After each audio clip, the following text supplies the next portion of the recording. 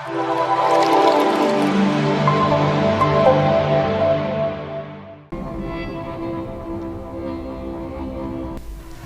విశ్వకర్మ. మీ అందరికీ నమస్కారం. నేను మీ గిరి విశ్వకర్మ అలియాస్ పెద్దోజు యాదగిరిచారి.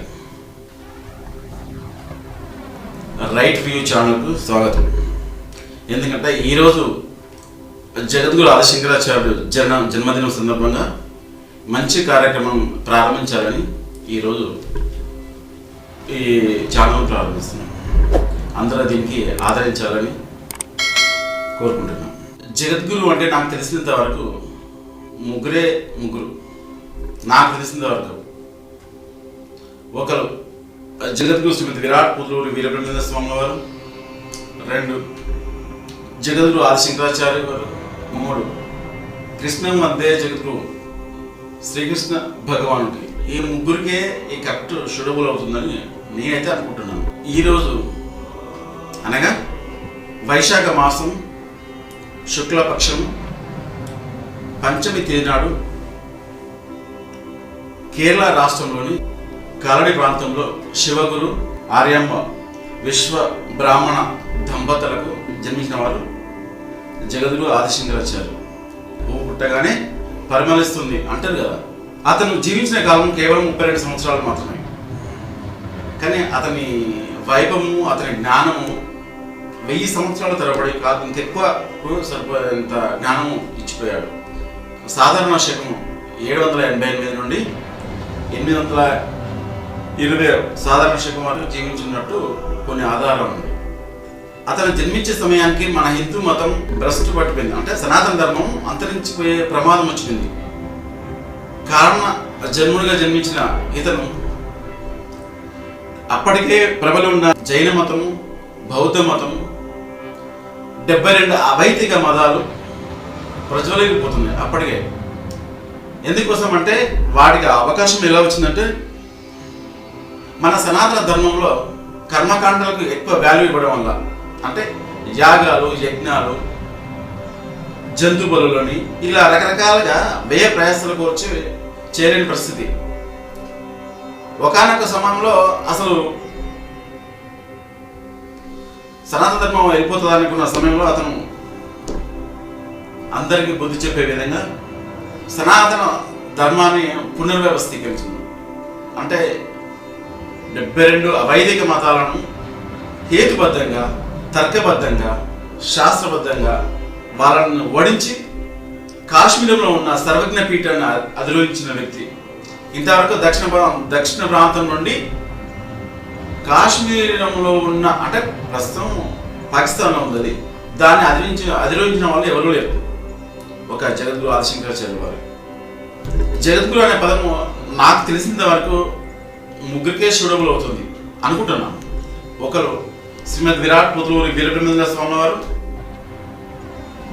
ఎందుకంటే అతను భూత భవిష్యత్ వర్తమాన కాలాలను దర్శించిన వ్యక్తి.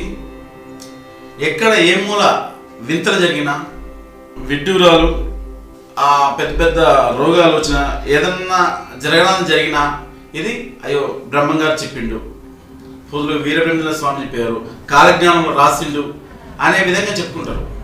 అతను అంతకన్నా గొప్పవి ఏంటంటే అతను రాసింది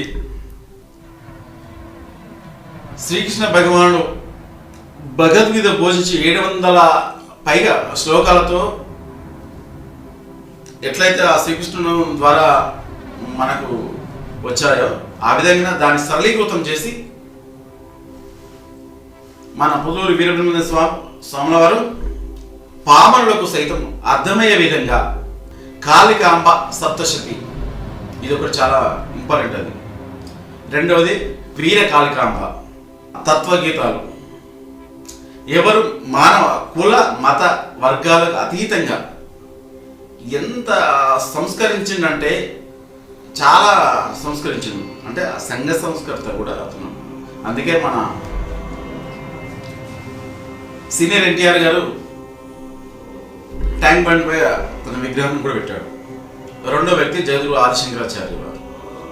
3వ వ్యక్తి శ్రీకృష్ణ పరమాత్మ. శ్రీకృష్ణ అతని గురించి అందరికీ తెలుస్తుంది.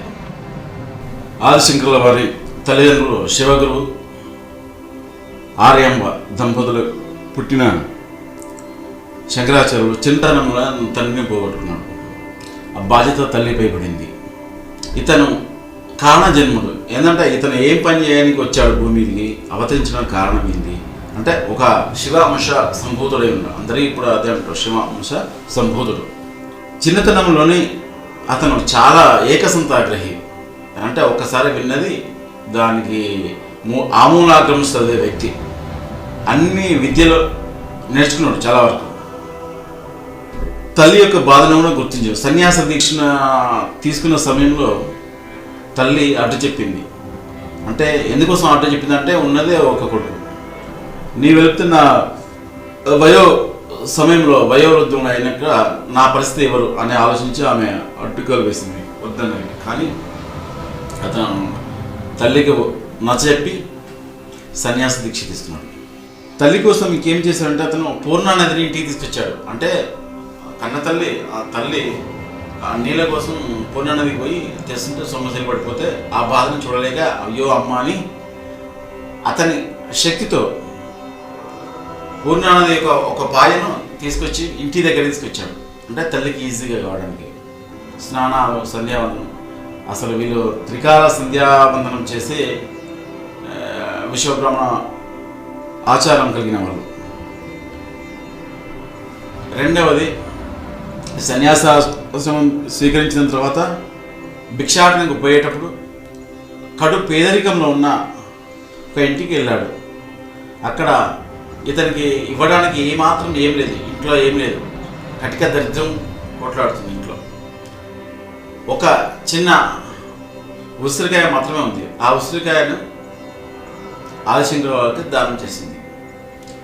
అతను ఆదిశంకర వారు గ్రహించి ఈ ఇంట్లో చాలా దరిద్రం కొట్టుమిట్టాడుతుందని గ్రహించి అవలీలగా కనకదార స్తోత్రాన్ని పఠించి వాళ్ళ ఇంట్లో ఉసిరికాయ అంటే బంగారం ఉసిరికాయ లాంటి అంటే ఆ ఇంటికి ధనరాశులు వచ్చే విధంగా చేస్తాడు.